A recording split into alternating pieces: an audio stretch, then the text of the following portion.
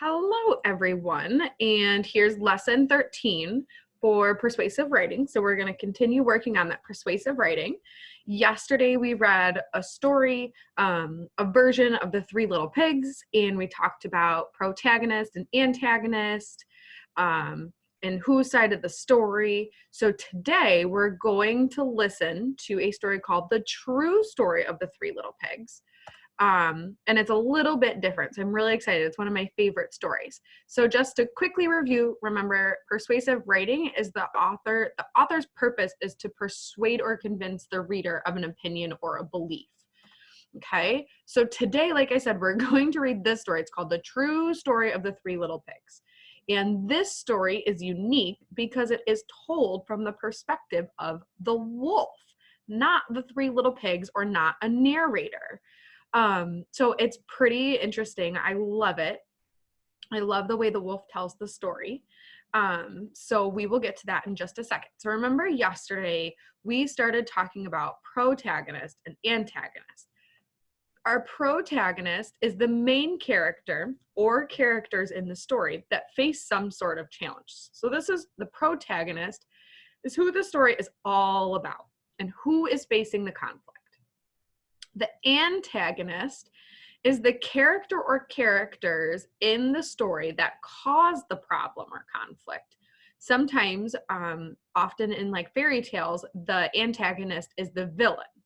And it's not always a villain. Sometimes it's just a person or a character that causes the problem, but sometimes they can also be viewed as the villain. So yesterday we used the example of in the movie Frozen, you have Elsa and Anna that the whole story is about, and the antagonist in the very first movie is Prince Han, because remember, he tries to steal Arendelle and get rid of Elsa and Anna.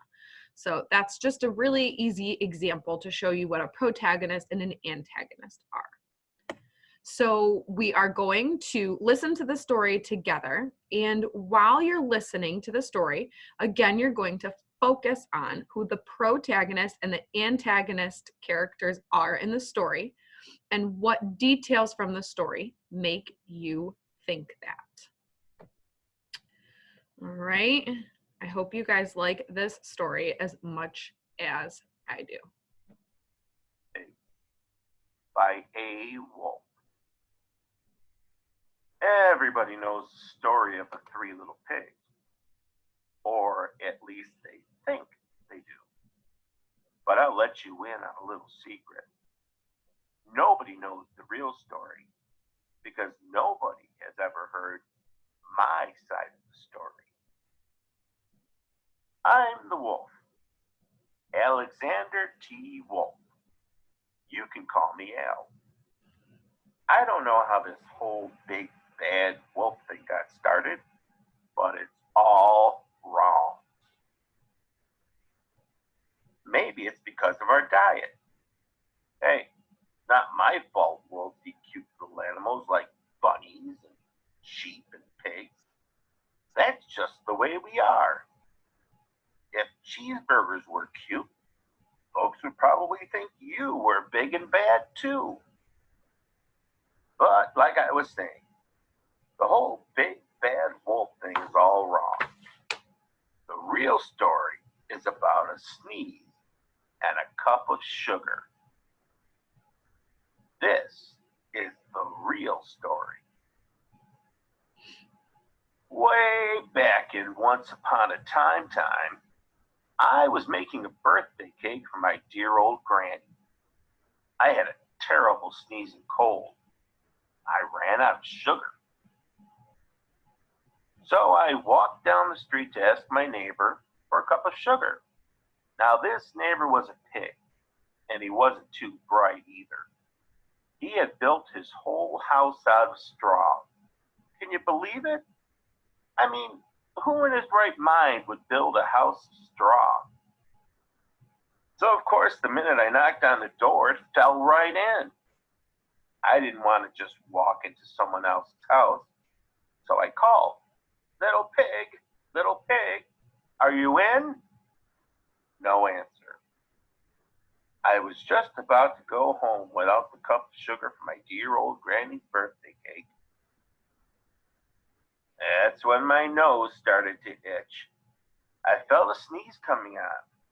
Well, I huffed, and I snuffed, and I sneezed a great sneeze. And you know what? That whole darn straw house fell down.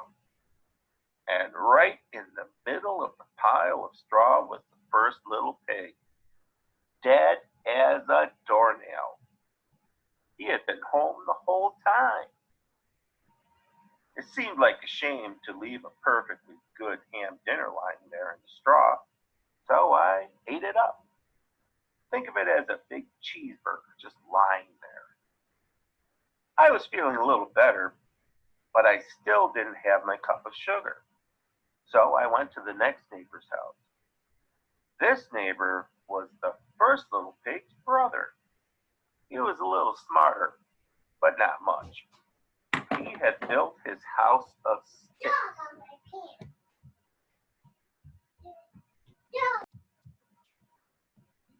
I rang the doorbell on the stick house. Nobody answered. I called, "Mr. Pig, Mr. Pig, are you in?" He yelled back, "Go away, Wolf. You can't come in. I'm shaving the hairs on my chinny chin chin." I had just grabbed the doorknob when I felt another sneeze coming on. I huffed, and I snuffed, and I tried to cover my mouth, but I sneezed a great sneeze.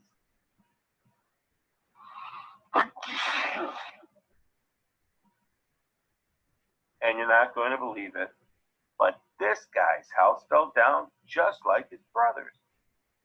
When the dust cleared, there was a second little pig, dead as a doornail. Wolf's honor. Now, you know how food will spoil if you just leave it out in the open. So I did the only thing there was to do. I had dinner again. Think of it as a second helping. I was getting awfully full, but my cold was feeling a little better, and I still didn't have that cup of sugar for my dear old granny's birthday cake. So I went to the next house. This guy was the first and second little pig's brother. He must have been the brains of the family. He had built his house of bricks. I knocked on the brick house. No answer. I called, "Mr. Pig, Mr. Pig, are you in?" And do you know what that rude little porker answered? "Get out of here, Wolf. Don't bother me again." Talk about impolite. He probably had a whole sack full of sugar, and he wouldn't even give me one little cup for my dear sweet old granny's birthday cake. What a pig.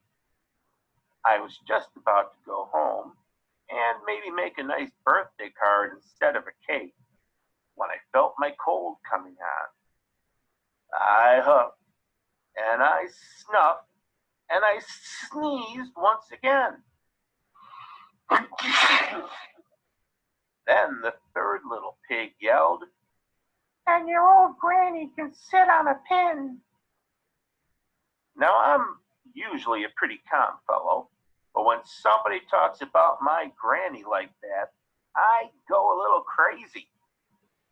When the cops drove up, of course I was trying to break down this big door. And the whole time I was huffing and puffing and sneezing and making a real scene.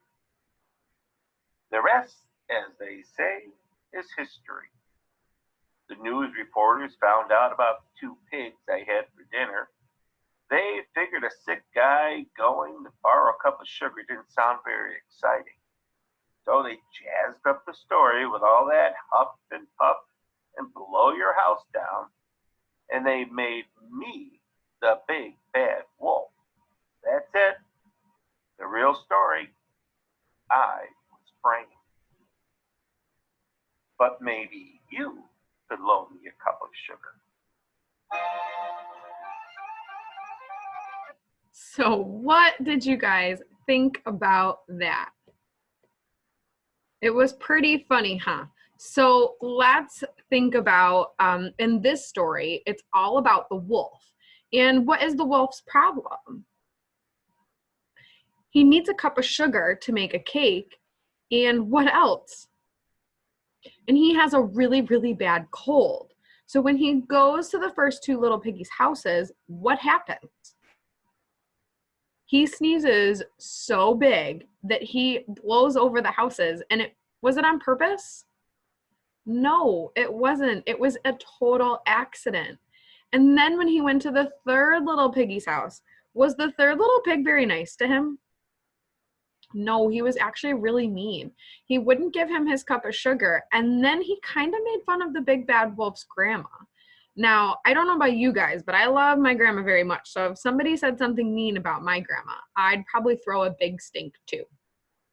So now, just like yesterday, you're going to turn to your journal, and in your journal, you're going to write about who is the protagonist in this story, who's the antagonist, so who is the story all about and who has a problem, who's the antagonist that kind of causes the problem, and then you have to write one detail for each, just like you did yesterday. So you're going to pick one detail from the book for each. So remember, you're putting your heading on your paper. You can write the title of the story just so it doesn't get mixed up with yesterday's writing. And then you're going to write protagonist. Now, who was the main character that this story was all about? Who had the conflict or problem in the story? Right, the wolf.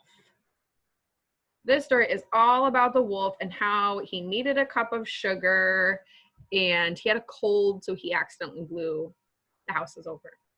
So on your own, you guys are going to write down why, give specific examples from the text, why the wolf is the protagonist. Now, who in this story is the antagonist? Right, the three little pigs. They're not very nice to the wolf in this story.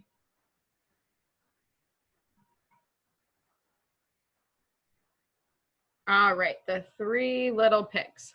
And then on your own, or with the help from a grown-up, you are going to, so in your journals, you are going to write the protagonist is the wolf, and the antagonist is the three little pigs, and then you need to give one example from the text for each of why you think that. I hope that you guys have a great day. I really hope you enjoyed this story because it's one of my favorite. And remember, as always, reach out if you need help. Have a great day.